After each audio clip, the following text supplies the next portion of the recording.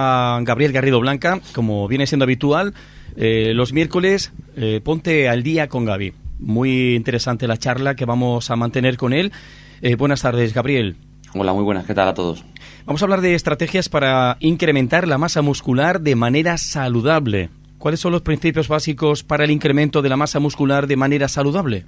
Bueno, en principio, entre comillas, los principios básicos tienden en torno a tres parcelas clave, que son el entrenamiento, el descanso y la nutrición. Luego, dentro de cada parcela, podremos andar un poco en los factores, pero esos tres puntos son claves, son vitales para poder hacer un buen desarrollo de la masa muscular o una mejora de la capacidad funcional también a través de esa masa muscular, obviamente. ¿Qué importancia tiene la nutrición en el proceso de ganar masa muscular y cuáles son los nutrientes clave a considerar? Importantísima es la importancia porque hay varios factores. Recordemos que para la ganancia de masa muscular necesitamos, en la gran mayoría de casos, aunque luego obviamente hay excepciones, un entorno energético que haya un superávit, es decir, debemos comer más de lo que gastamos a nivel energético, pero es que luego pasa otra circunstancia, es que también necesitamos macronutrientes, como por ejemplo la proteína, para la recuperación y la reestructuración de esa estructura muscular al fin y al cabo, después del entrenamiento. Para que nos hagamos una idea, cuando hay un proceso de entrenamiento de fuerza o queremos ganar masa muscular, el propio ejercicio genera cierto daño muscular, pero eso es positivo porque el daño muscular activa una serie de mecanismos que lo que hace es permitirnos generar procesos de recuperación que hace que tengamos fibras musculares cada vez más grandes o más amplias o más fuertes en función del tipo de entrenamiento. ¿Cómo puede un principiante estructurar su rutina de ejercicios para maximizar el crecimiento muscular? Una persona que empiece desde cero, por ejemplo, con una sesión o un trabajo de fuerza relacionado con 3 sesiones por semana de inicio, puede ser una buena estructuración con rutinas tipo full body. Full body, porque lo entienda la gente, es rutina donde se trabaje todo el cuerpo completo. Y si hay además con ejercicios que tengan grandes grupos musculares, sería lo ideal, obviamente.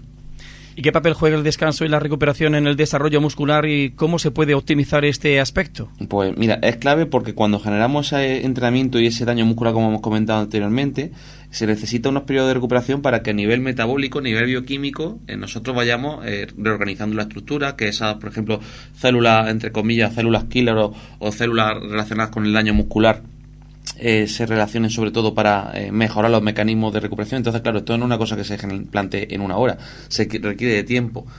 ¿Por qué es importante entender esto? Porque en función de cuando tú haces el entrenamiento, tú tienes que planificar el entrenamiento siguiente. Lo ideal normalmente se recomienda en torno a un mínimo 24 horas de recuperación entre sesión de entrenamiento y sesión de entrenamiento. Luego puede haber aspectos en función del nivel, pero la clave anda principalmente ahí en concreto.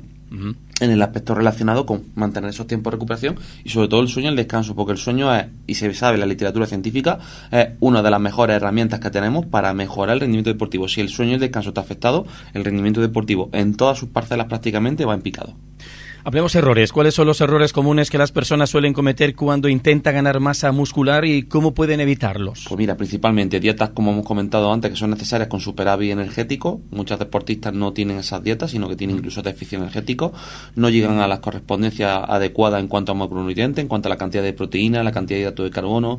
Muchas veces también cortan la grasa, que es un gran error, debido a que si nosotros quitamos la grasa de la dieta, tenemos un problema. La testosterona necesita grasa. La testosterona es la hormona principal de la fuerza. Luego hay muchas, por supuesto. Entonces, claro, afinar un poco la pescadilla que se mueve la cola con esa parte nutricional. A lo mejor estamos haciendo un entrenamiento que sea adecuado, pero pues no lleva bien la nutrición, pues nos estamos cargando gran parte de las adaptaciones en concreto. Si además de todo eso le añadimos que también la nutrición tiene su papel relacionado con el descanso, pues obviamente también es la pescadilla que se mueve la cola. Por eso decía, esos 3 pilares son clave un poco para el proceso de ganancia de masa muscular. ¿Y qué tipo de suplementos pueden ser beneficiosos para el crecimiento muscular y cuáles son sus riesgos potenciales? A ver, principalmente una suplementación como tal que diga, no, esta suplementación aumenta más tu cantidad de masa muscular por sí sola sin hacer nada. No, o sea, tiene que haber un entrenamiento primero. Luego, ¿cuál es a lo mejor la más recomendada, la más estandarizada? La suplementación con proteína, sobre todo por los niveles de proteína que se tiene que llevar en algunos casos y sobre todo dependiendo de los gastos energéticos. Claro, no es lo mismo hacerle ganar masa muscular a un ciclista que hacerlo a un culturista. Un culturista, entre comillas, puede tener un gasto energético mucho menor, también dependiendo del bloque de carga, si está haciendo dobles sesiones, o un luchador, o el deportista que queramos enfocar en base al proceso. Entonces, claro, si tenemos que tener en cuenta ese déficit superávit energético, ya tenemos que tener en cuenta esa variable. Luego, por otro lado, dentro de esa cantidad de proteína, pues deberíamos estar rodando en torno a los 2 gramos de proteína por kilo de peso. Y claro, ya en función de esto, lo que hemos dicho anteriormente, también el hidrato, cómo lo secuenciamos y cómo hacemos el timing. Entonces, claro, la clave un poco de ese proceso, por así decirlo, en cuanto a la ayuda más recomendada sería la proteína. Luego puede haber otra ayuda ergogénica, como puede ser la creatina, por ejemplo, que está ampliamente evidenciada. Se sabe también que en sujetos con déficits nutricionales de tipo proteína, como pueden ser personas mayores, que en muchas ocasiones no meten la proteína suficiente, el HMB puede ser una suplementación que puede ayudar a mejorar, sobre todo los marcadores relacionados con la composición corporal de masa muscular en esos sujetos. Y luego, claro, aquí es donde tenemos que ver, la suplementación puede pulir algunos aspectos de deficiencia de la dieta, pero la clave sería, oye, vamos a estructurar bien una dieta adecuada para que, entre comillas, tenga que meter la menor suplementación posible. Esto obviamente no es que la suplementación sea mala o sea buena. No hay, dentro de esas glucogénicas que hemos comentado, proteína, creatina, HMB, no hay contraindicaciones en base a una dosis. En principio tiene que ser dosis muy alta. No es como, por ejemplo, la cafeína. La cafeína, a partir de X dosis, ya los efectos adversos son mayores. La cafeína podría ser también un buen preentreno, puede ser también una glucogénica buscando una cierta activación del sistema nervioso, pero en concreto tendría que estar ahí un poco entre esa ayuda entre proteína, el balanceado de la dieta, la creatina, serían principalmente un poco la ayuda un poquito más demostrada o más comunes que se pueden recomendar. ¿Cómo podemos ajustar el entrenamiento y nutrición en función de la edad y nivel de experiencia? Pues bueno, al final, ¿qué es lo que tenemos que hacer siempre? Como digo, valoración funcional, valoración inicial. O sea, si no partimos de un proceso de valoración inicial, es muy complicado poner puerta al campo, como se suele decir. Que eres una persona novata, llevas 3 meses sin hacer nada, oye, empieza por lo menos ahora mismo con ciclos de entrenamiento, entre comillas. Cuando hablamos de ciclos no hablemos de una perspectiva negativa, que esa palabra en concreto en algunos ambientes como que se entiende como uso de sustancias legales. No, un ciclo de entrenamiento estamos hablando en concreto desde el punto de vista de la priorización de, oye, semanas de entrenamiento. Entonces, o microciclos, que también se suele decir. Entonces, en concreto, una persona que sea sedentaria, pues puedes pensar, por ejemplo, como hemos comentado anteriormente, oye, un mínimo de 24 horas. Oye, pues empieza por lo menos lunes, miércoles y viernes, que con eso nos aseguramos no 24, 48 horas. Puede intercalar obviamente otro tipo de actividades, pero ten en cuenta también ese balanceado, por supuesto.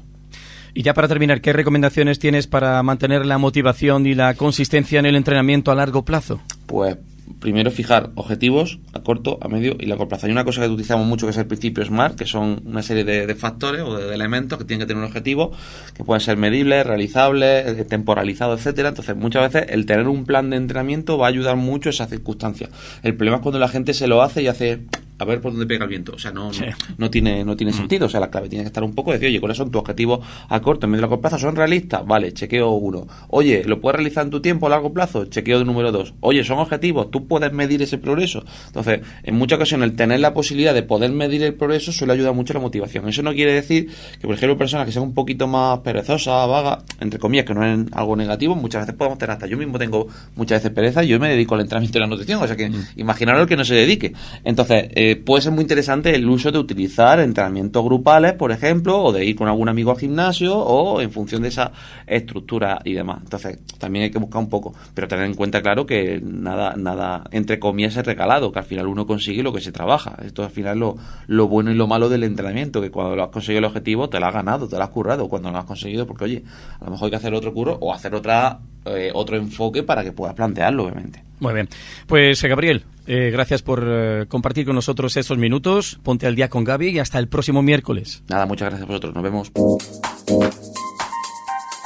Se te presentan cada día dudas sobre tu estado de forma, de cuál es la mejor manera de realizar ejercicio o de cómo eliminar la grasa que te sobra. Ponte al día con Gaby. Hola, soy Gabriel Garrido y estaré encantado de estar contigo todos los miércoles para hablar de nutrición, entrenamiento y, en definitiva, mejorar todo lo que tiene que ver con tu estética, tu salud y, por supuesto, tener tu mejor versión.